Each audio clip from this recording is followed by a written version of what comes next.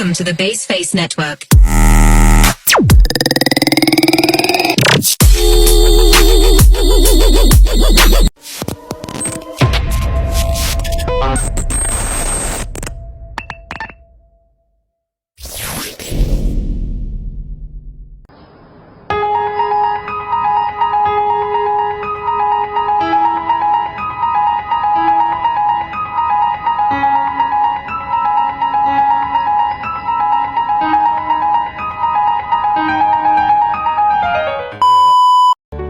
Lesson 6.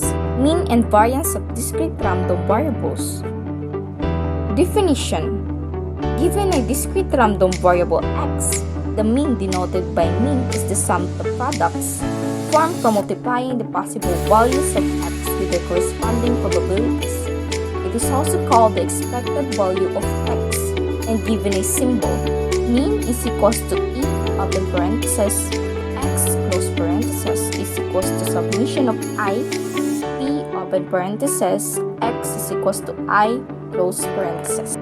Recall that empirical probabilities tend toward theoretical probabilities, and in consequence, the mean is also a long-run average.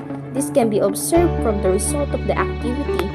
As the number of trials of a statistical experiment increases, the empirical average also gets closer and closer to the value of the theoretical average. Inform learners that this is why we can interpret the mean as a long-run average. That if you have 3 coins tossed, and if all coins are fair, then they would have 8 possible outcomes, like HHH, HHT, HTH, HTT, THH, THT, TTH, and TTT.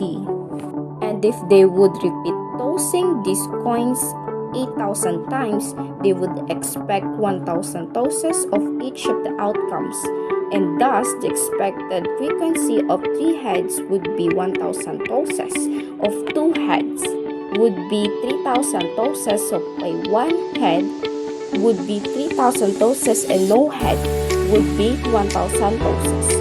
If we average this, we would have open parenthesis 1,000 close parenthesis open parenthesis 3 close parenthesis plus open parenthesis 3,000 close parenthesis open parenthesis 2 close parenthesis plus open parenthesis 3,000 close parenthesis open parenthesis 1 close parenthesis plus open parenthesis 1,000 close parenthesis open parenthesis 1 close parenthesis divided by 8,000 is equals to 1.5. Although the mean is called an expected value, this should not be interpreted as the actual expected result when they do an experiment. In the example for tossing 3 coins, the mean is 1.5. Point out that when you toss 3 dice, you cannot get 1.5 heads out of it. This indicates that the mean is not necessarily a possible value of the random variable. So learners cannot simply say that the mean is what they expect to be the number of the heads when they toss 3 coins. Rather, it is to be interpreted as a long-run average. Mention also to them that the mean is the value that we expect the long-run average to approach, and it is not the value of the random variable x that we expect to observe. Recall that the average of a given set of data is a measure of central tendency. Inform them that the expected value being an average measures the center of the distribution of the possible values of x. The mean of a discrete random variable x can be given as a physical interpretation. Suppose we imagine that the x-axis is an infinite seesaw in each direction, and at each possible value of x, we place weights equals to the corresponding probabilities. Then the mean is at a point which will make the seesaw balance. In other words, it is at the center of gravity of the system. Examples of finding and interpreting the mean and variance. Number 1. Example with biased dice. Recall the biased 6-sided dice with a probability distribution for x. The number of spots on the upward face when the die is rolled given as follows. So we have here the formula, which is the P open parenthesis x is equals to I close parenthesis. In table 1, we have 1 minus 0 divided by 6. In table 2, we have 1 minus 0 divided by 6. And also in the third table, we have 1 minus 0 divided by 6. In table 4, we have 1 plus 0 divided by 6. And the fifth table, we have 1 plus 0 divided by 6. And lastly, in the table 6, we have 1 plus 0 divided by 6. The expected value of the distribution may be calculated as follows. So we have here again the formula, which is the mean is equals to E open parenthesis x close parenthesis is equals to summation of IP open parenthesis x is equals to I close parenthesis. So if we will apply the table, this will be the result is equals to 1 minus 0 divided by 6 plus 2 open parenthesis 1 minus 0 divided by 6 close parenthesis plus 3 open parenthesis 1 minus 0 divided by 6 close parenthesis plus 4 open parenthesis 1 plus 0 divided by 6 close parenthesis plus 5 open parenthesis 1 plus 0 divided by 6 close parenthesis plus 6 open parenthesis 1 plus 0 divided by 6 close parenthesis is equals to 7 plus 30 over 2. If Q is equals to 0, then this reduces to a 4 dice, for which we would have a long run average of 3.5 for the number of spots on the upward face. Example number 2. Practical example used in insurance.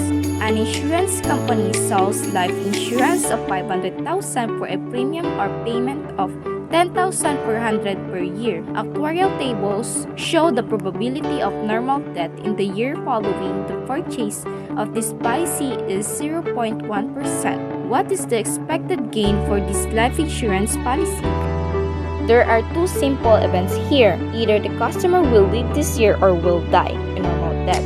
The probability of a normal death as given by the problem is 0.001, which will yield a negative gain to the insurance company in the amount of minus 489,600 is equals to 10,400 minus 500,000. The probability that the customer will live is 1 negative 0.001 is equals to 0.999. Thus, the insurance company's expected gain X from this insurance policy in the year after the purchase has the following probability distribution. Gains 10,000 per 100, outcomes is lived and the probability is 0.999. Gains minus 489,600, the outcomes is a normal death and the probability is 0.001. M is equals to open parenthesis 10,400 close parenthesis open parenthesis 0.999 close parenthesis plus open parenthesis minus 489,600 close parenthesis open parenthesis 0.001 close parenthesis is equals to 9,900. Learners should take note that if the insurance company were to sell a very large number and of the 500,000 insurance policies to many people, with the long-run average profit per insurance policy is 900, the company would be expected to make a total profit of 9 times, which is 9,900. Whether a measure of central tendency is the only relevant summary measure. Remember that for a set of data, we also need other summary measures, such as measures of variability. Learners have already met the concept of variance and standard deviation when summarizing data. The variance and standard deviation of a set of data are measures of spread. Random variables also have a variance and a standard deviation. The variance is derived by getting the expected value of open parenthesis x minus u close parenthesis 2, where u is the mean. To illustrate, go back to the table on flipping 3 coins and get the number x of heads in these 3 coins. Now, add the 2 columns with the following heading in bold, see below, and fill the corresponding values.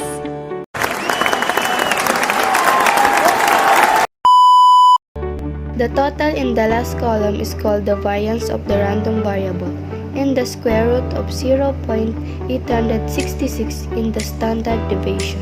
Now, define the variance of a random variable as a weighted average of square deviations of a value of x from the mean, where the weights are the respected probabilities. The variance, usually denoted by the symbol, is also denoted as var x and formally defined as. The variance gives a measure of how far the values of x are from the mean. Ask the learners what is the variance is when x is a constant with probability of 1. Learners should be able to say that it is 0 in this case, just as it was in the case of a set of data that does not vary. In non-trivial case, when there is more than one possible distinct value of x, the variance will be a positive value. The bigger the value of the variance, the farther the value of x get from the mean. Define the standard deviation as the square root of the variance of x, that is, example of gains in life insurance.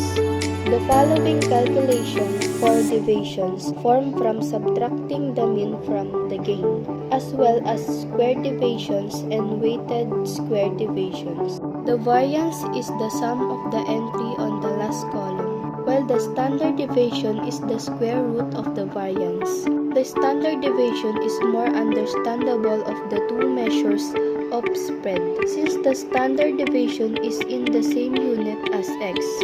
For example, if x is a random variable representing the number of heads and 3 tosses of a fair coin, then the unit for standard deviations is heads, while the variance is in square heads. Unlike the mean, there is no simple interpretation for the variance or standard deviations. The variance, though, is analogous to the moment of inertia in physics, but that is not necessarily widely understood by learners. Stress that, in relative terms, a small standard deviation in variance means that the distribution of the random variable is quite concentrated around the mean. A large standard deviation and variance means that the distribution is rather spread out, with some chance of observing values at some distance from the mean. In practice, the variance is not computed with the definition but rather using the following result. Thus, the variance is the difference between the expected value of x squared and the squared of the mean. Explanatory note: this can be derived from the definition, some algebraic expansion of a binomial expression, and some properties of expected values, such as the mean of a constant is the constant mean of a continuous random variable.